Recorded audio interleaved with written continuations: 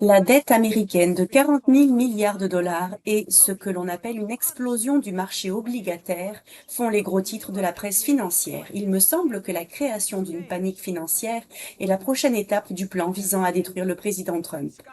Mais Scott Bessent a un plan secret pour écraser les spéculateurs.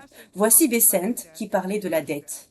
40 000 milliards, c'est un chiffre énorme. N'oubliez pas, nous ne sommes pas arrivés là où nous en sommes en un jour, en laissant derrière nous un désastre. L'administration Biden a enregistré le déficit public par rapport au PIB le plus élevé de l'histoire, en dehors des périodes de guerre et de récession.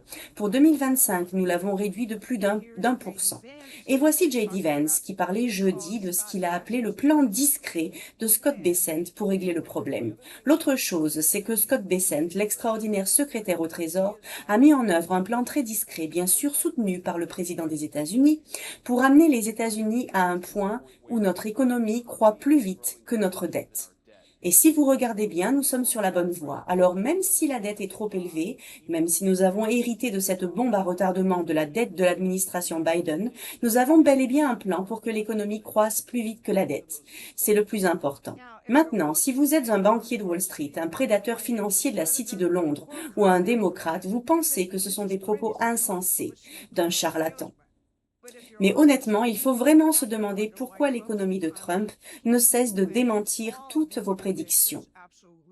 Je suis Barbara Boyd et j'étudie le système économique américain que Trump et Bessent mettent en œuvre depuis les années 70. Aujourd'hui, nous traitons trois fronts d'une même histoire. Tout d'abord, le plan secret de Scott Bessent. Deuxièmement, pourquoi ce plan est comme Alexander Hamilton sous stéroïdes. Enfin, voici pourquoi les élites mondiales ne comprendront jamais ce que Trump et Bessent leur font subir. Le plan secret de Scott Bessent pour gérer la dette et l'inflation est aussi vieux qu'Alexander Hamilton. L'octroi de crédits à des fins productives par le biais d'un fonds souverain, de fonds gouvernementaux spéciaux ou du système bancaire n'est pas inflationniste, voire déflationniste. Si le crédit finance la production de matières premières, les nouvelles infrastructures, le développement technologique et les nouvelles inventions et découvertes qui se situent aux frontières de la science actuelle, il n'y a pas d'inflation. Ce crédit ne sert pas à financer l'achat de biens existants avec de l'argent neuf. Cela élargit la gamme de produits disponibles, ce qui empêche les prix d'augmenter. De plus, la montée en compétence de la main-d'œuvre nécessaire à cette nouvelle économie accroît le pouvoir productif du travail. Voici ce que le secrétaire au Trésor a déclaré. Autrement dit, notre force provient de ce que nous sommes capables de construire, car une nation incapable de produire ce dont elle a besoin n'est pas véritablement en sécurité. Et la nation qui réduit son économie à la consommation n'est pas véritablement prospère. Au contraire, comme l'a dit Hamilton, il est essentiel d'élargir la sphère de notre commerce intérieur, car la sécurité économique commence chez soi. Cela commence par la capacité de construire, d'inventer, de financer, de développer les industries qui définiront le siècle prochain. Parmi ces domaines, citons les semi-conducteurs, l'IA, l'informatique quantique, la fabrication de pointe, la construction navale, les minéraux critiques et les produits pharmaceutiques. Plus que de simples secteurs de l'économie, ce sont des sources de notre puissance nationale et l'Amérique doit être à la pointe dans chacun d'eux. Dans l'économie actuelle, les chaînes d'approvisionnement sont le domaine où ce leadership est mis à l'épreuve. Pourtant, pendant des années, la question qui a semblé obséder à la fois notre classe politique et notre classe commerciale était: où se trouve le coût le plus bas? Il y en a encore plus. Jusqu'à présent, l'octroi du crédit était largement déterminé par la domination de Wall Street sur la réserve fédérale. Mais Scott Bessent replace désormais ce rôle de supervision du crédit là où il doit être, entre les mains du président et de son secrétaire au Trésor. Voilà ce que sont ces récentes interventions en faveur du yuan et en soutien aux bons du Trésor américain. Et pourquoi les spéculateurs hurlent.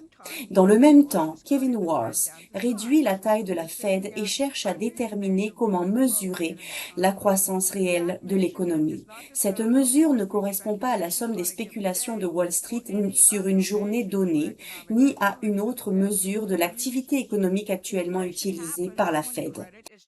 L'inflation survient lorsque le crédit est détourné vers des programmes comme le programme d'aide Covid de Joe Biden et son programme de relance des services publics et d'une économie de consommation verte.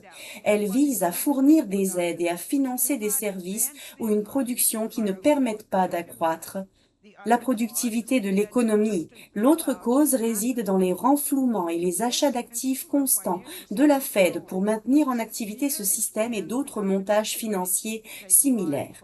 Comme aucune des deux ne stimule l'activité productive, elles font monter les prix.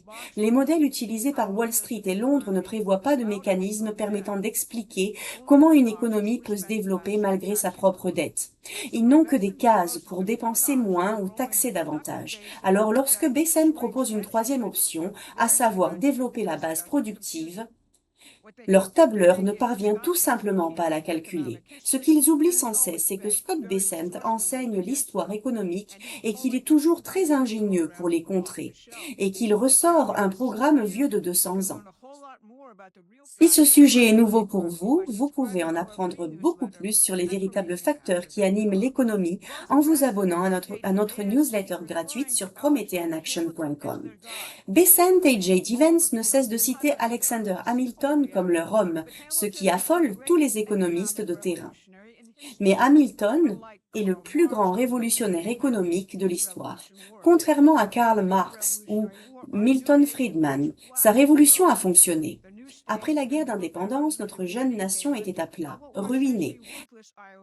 Les nouveaux États et les anciens combattants réclamaient un paiement pour des produits qui, au fond, ne valaient rien.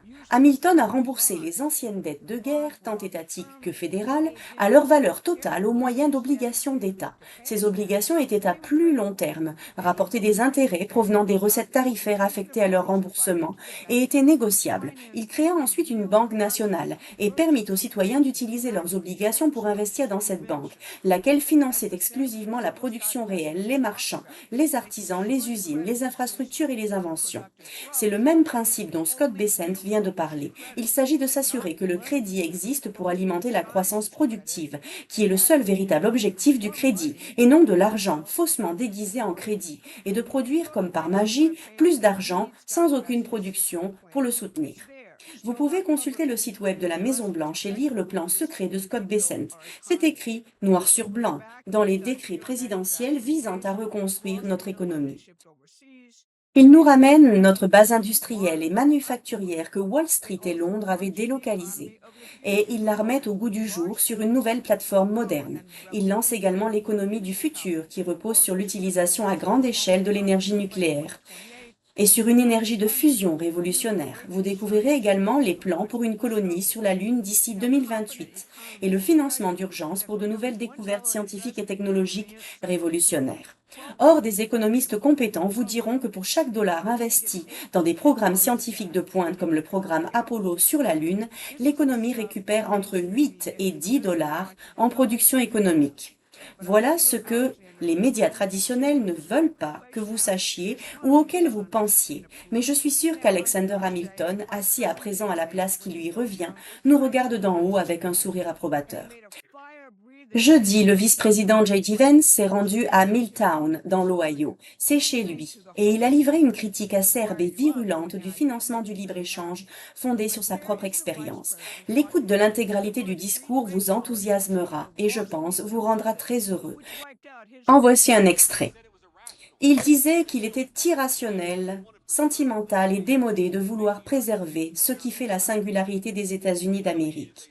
Ce dont nous avions vraiment besoin, disait-il, c'était de pouvoir rivaliser et d'être pleinement intégrés au marché de chaque pays du tiers-monde.